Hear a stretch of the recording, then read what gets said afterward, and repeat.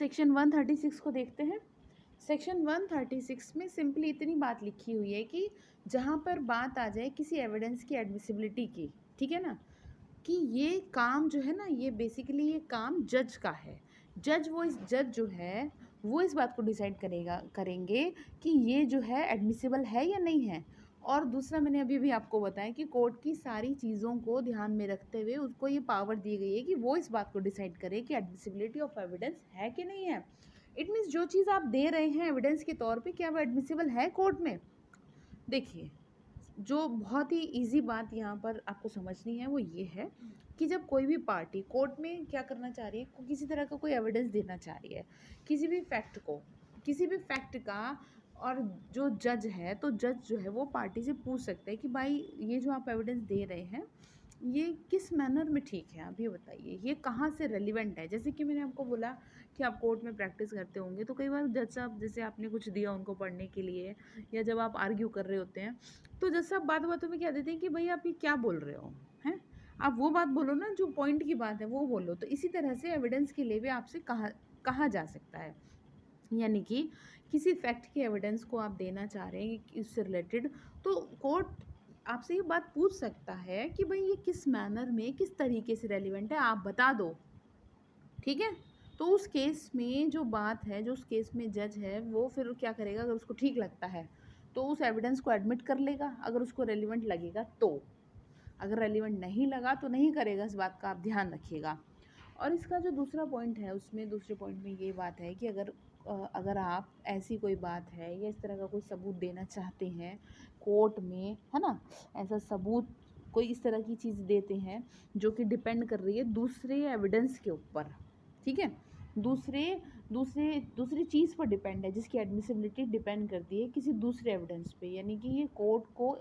इसको ऐसे समझिए कि कोर्ट को एम्पावर भी दी जा रही है इस चीज़ के लिए कि वो इस बात को डिसाइड करेगा कि किस तरीके से चीज़ों को दिया जाएगा, यानी कि किस सीक्वेंस में दिया जाएगा। प्रूव करना है अगर आपको किसी बात को, तो आप ये समझिए कि किन केस में, जहाँ पर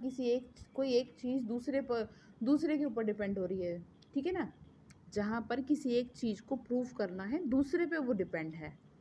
तो देन इन दैट केस जो दूसरे एविडेंस पर है ये किस तरह की सिचुएशन में हो सकता है, आपको ये ध्यान रखना है कि ये जो बात इसमें लिखी है ना, if the fact propose to be prove is one of which evidence is admissible only upon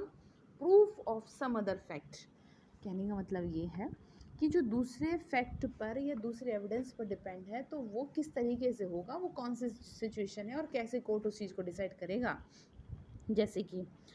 जैसे कि आपका ये डाइंग डिक्लेरेशन में आपने कह दिया जी भाई फला आदमी का ये डाइंग डिक्लेरेशन है और मैं इस बात को दे रहा हूँ, तो जैसे कि मैंने आपको पढ़ाया भी है उसमें भी ये बात समझाई गई, भाई पहले आप ये तो प्रूव कर दो कि वो मर गया। तो सबसे पहले तो आपको उसकी मौत को साबित करना पड़ेगा ना, उसकी मौत को साबित करिए, ठीक है। मौत साबित करेंगे तभी तो कुछ होगा कि भाई हाँ ठीक है डाइंग डिक्लेरेशन उसका है। Is it clear. तो ये जो सेक्शन है ये आपसे इतनी बात कह रहा है कि जो कोर्ट को लग रहा है कि ठीक है तो चलो ठीक है ना, अभी अगर आप उस चीज़ को दे रहे हैं तो कोर्ट इस चीज़ को एक्सेप्ट कर लेगा, लेकिन बाद में आपसे वो उस चीज़ की मांग कर सकता है और आपको उसको बाद में साबित करना पड़ेगा, ठीक है। बाद में जैसे कि जो बेल मिलती है डिफ़ॉल्ट पे, ठीक है, यानी कि आपके खिलाफ अभी हमें उतना एविडेंस तो नहीं मिला, सीआरपीसी में पढ़ाऊंगी आपको, लेकिन यह है कि चलो ठीक है हम आपको छोड़ रहे हैं लेकिन आप शहर से बाहर नहीं जाएंगे, जैसे कि आपने टीवी में भी सुना होगा,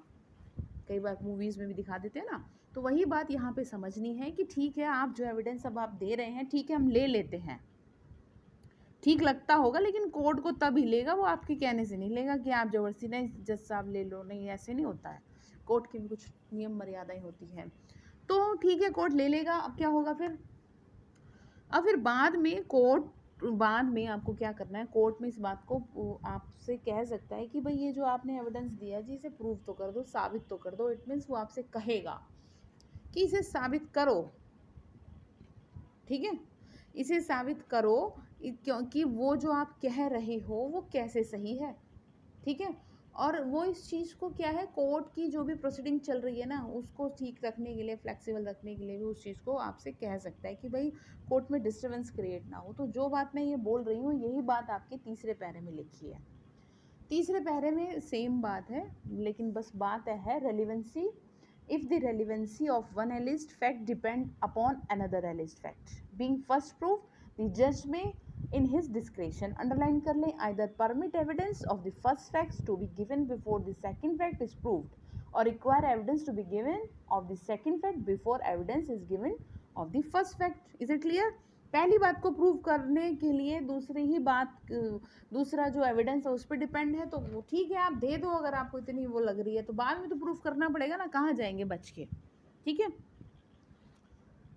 जैसे कि इसमें आपकी इलस्ट्रेशन दी हुई है, इलस्ट्रेशन को आप पढ़ेंगे तो आपको अच्छे से समझ में आएगा कि किसी एक आदमी के पास चोरी की संपत्ति मिली, ठीक है, उसके ऊपर ये इल्ज़ाम है कि भाई उसने चोरी की है। अब चोरी की है या चोरी की उसके पास प्रॉपर्टी मिली है, उसने कहा जी नहीं मैंने चोरी नहीं की, तो अब सबसे पहले बात तो ये साबित कर दो कि जो प्रॉपर्टी उसके पास मिली है, जो प्रॉपर्टी उसके पास से मिली है, ये प्रूफ हो कि वो चोरी की ही है। सबसे पहले तो ये साबित करना पड़ेगा ना, तो एक फैक्ट पे दूसरा फैक्ट डिपेंड हो रहा है, यानी कि